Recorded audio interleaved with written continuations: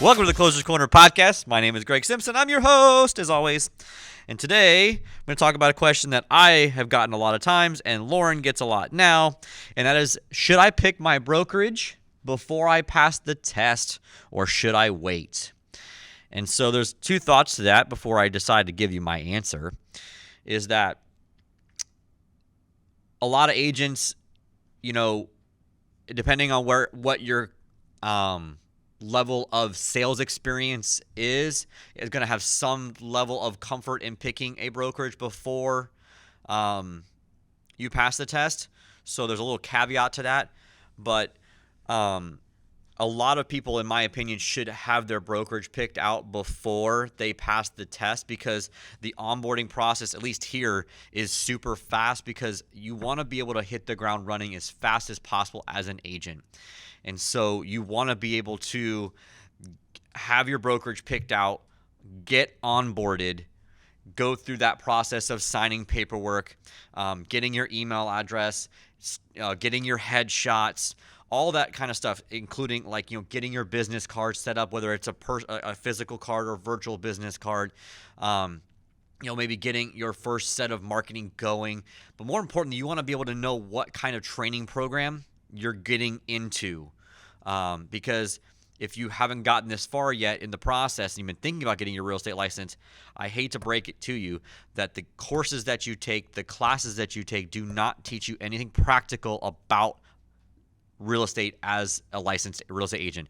Those courses to get your license only really tell you how not to get sued, what disclosures to use. They don't even teach you how to fill out the contract yet, but they don't want you to get sued. Effing mind-blowing to me.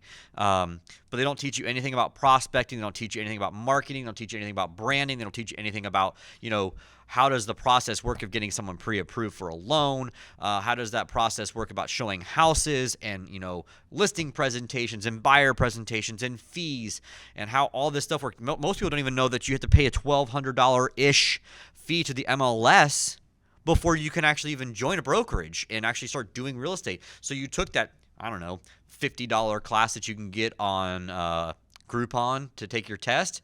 You got your fingerprints that cost $100. You got a couple other fees here and there. You're like, I'm going to get my real estate license for under $500. Whoops.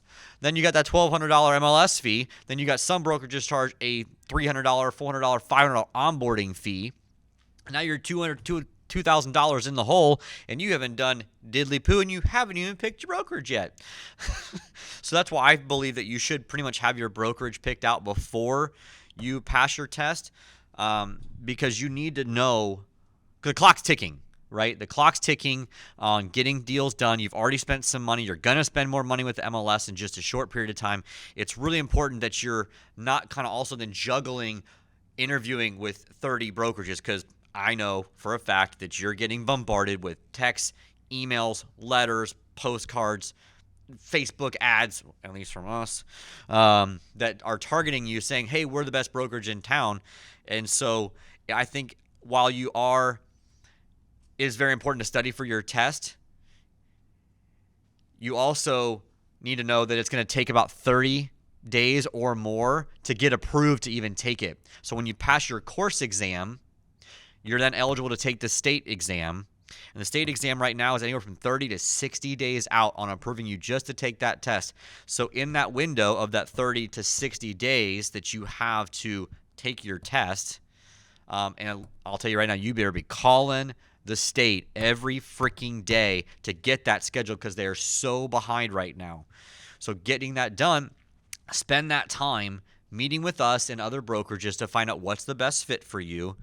So that way, when you do pass your test, because it's inevitable that you're going to pass your test. You may not do it the first time, but you're going to pass that test. Once you pass that test, you want to be literally rocking and rolling the next day. You get that pass, you're going to get your state license number, and at that point, it usually takes about 24 hours. At that point, you are calling up the brokerage you've decided to pick. You are texting me, texting Lauren, emailing us, going to our website, whatever it is that your preferred form of communication to let us know you're ready to roll. we get you signed up and onboarded in 24 hours. You're going to MLS, you're paying your fees, you're on our roster in typically 24 to 48 hours from the time that you pass your test and you say, Greg, Lauren, guys, I'm ready to roll.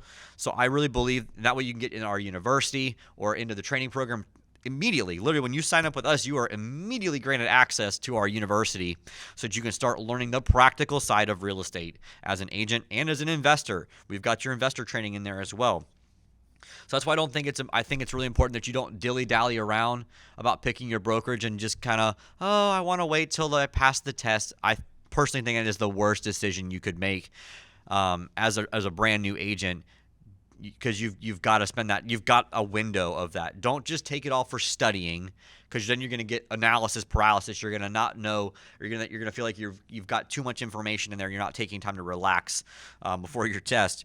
So take a 5-6 interviews with brokerages. A lot of us are the same when it comes to a lot of things, but there are obviously some unique selling propositions that each brokerage has, and you just got to find one that works best for you, your goals, and what you're trying to do as an agent. So hope you guys got good value out of today's podcast. Make sure that you like us, subscribe to us, rate us, review us on Spotify, Apple, Stitcher, wherever you listen to your podcast, YouTube, and we'll see you on the next episode of the Closers Corner podcast. DJ, say that. Back.